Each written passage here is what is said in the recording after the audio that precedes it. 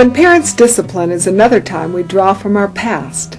We're all products of our experiences, and sometimes, without even wanting to, we find ourselves disciplining with methods we disapprove of, just because we were disciplined that way, and habits are hard to break. You can discipline effectively, but we need to think it through and learn what works, so we won't be just reacting in the heat of the moment. How do parents discipline effectively? Think back to your family meeting.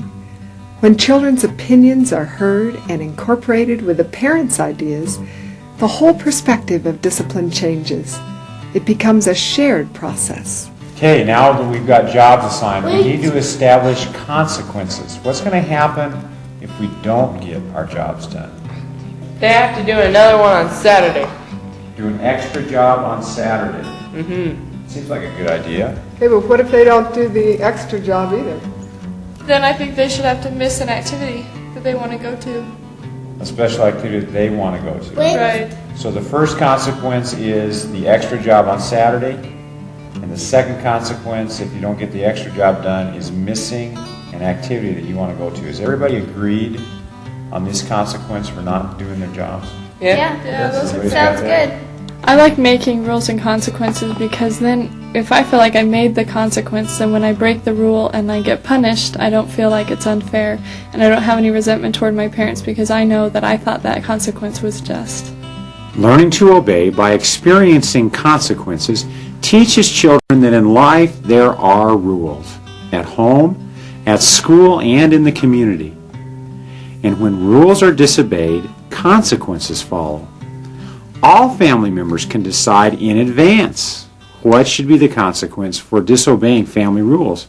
This teaches children responsibility and accountability for their choices. Danny, that's absolutely unacceptable.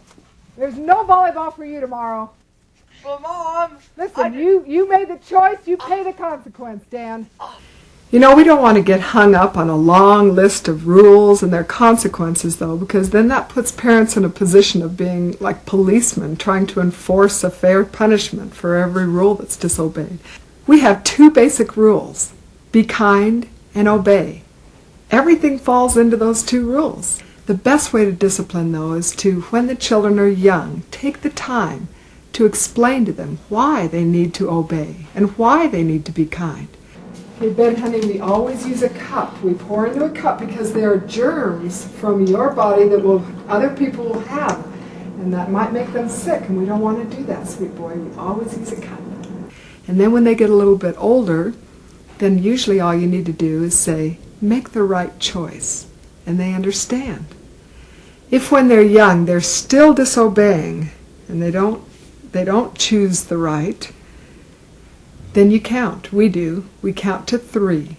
Ben, come on in the house now, honey. Ben, come in the house. 1, 2. That's a good boy. And then on 3, if they haven't obeyed, then we discipline them firmly. But they have their choice.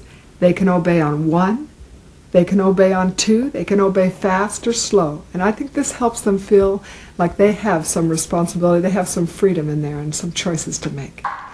Boys, choose the right hand.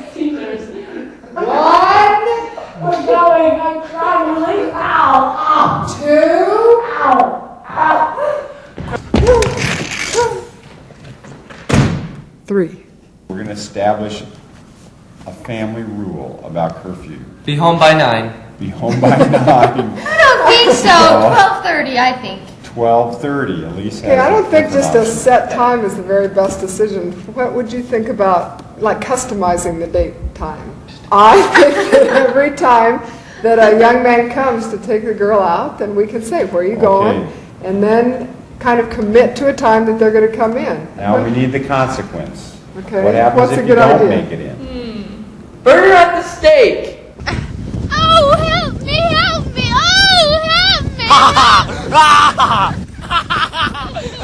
That might be a little extreme. I like that one. A little Let's do. extreme. So, Elise, what's your idea? What do you think should be the consequence? I think that if we're substantially late after a date, then we should be not permitted to go to a special event the next weekend.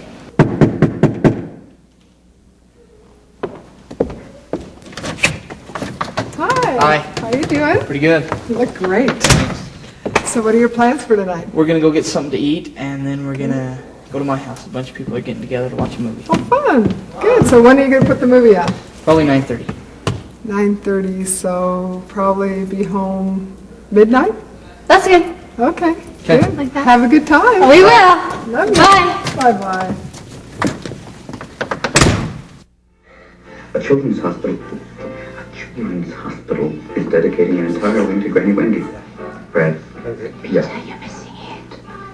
All right. Want a meeting tomorrow, a.m. Dad, my game. I gotta go call my mom, okay? Okay. Good manners.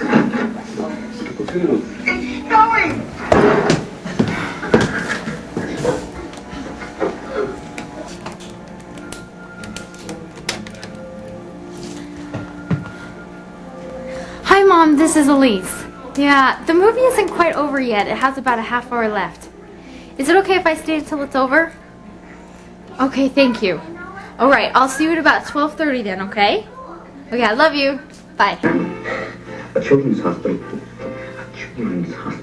is dedicating an entire wing to Granny Wendy. Brad? Yes.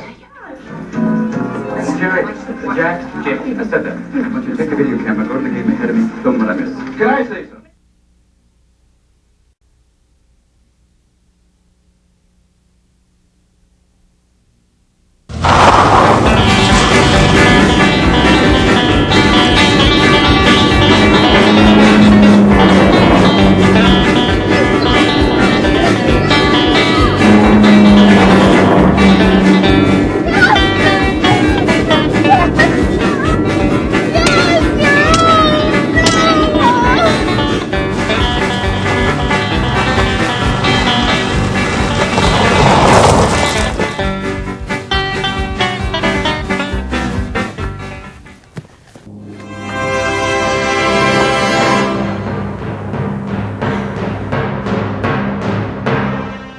Did you remember at our family council that we talked about consequences to being late? Mm-hmm.